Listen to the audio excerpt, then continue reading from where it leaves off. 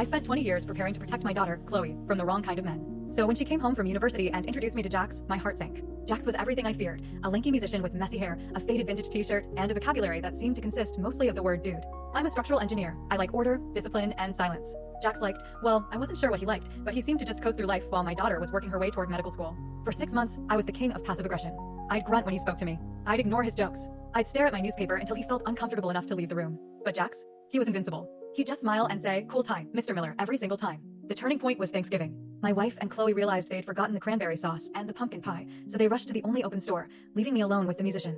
The silence in the kitchen was so heavy I could feel it in my bones. I was ready to hide in my study when Jax cleared his throat. He didn't ask about the weather. He pulled a small, unlabeled glass bottle from his bag. "I know you're a bourbon man, Mr. Miller. My uncle distills this in Kentucky. It's a family secret. Want to tell me if he's doing it right?" I hesitated, but curiosity won. One glass became two. Turns out, Jax wasn't just a drifter. He was actually a sound engineer who was quietly building his own recording studio from scratch.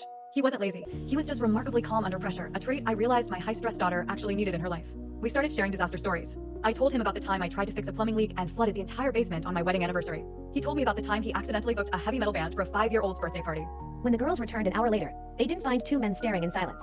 They found us standing on chairs in the kitchen, half drunk, shouting the lyrics to an 80s rock anthem at the top of our lungs. Chloe stood in the doorway, frozen in shock. Jax looked at my wife, gave a clumsy bow, and said, "Mrs. Miller, your turkey is a work of art, but your husband is a legend." That night, I realized I hadn't lost my daughter to a stranger. I'd gained a son who knew exactly how to handle the family's toughest critic. Now, we're best friends, but my wife still hasn't forgiven us for the broken kitchen chair.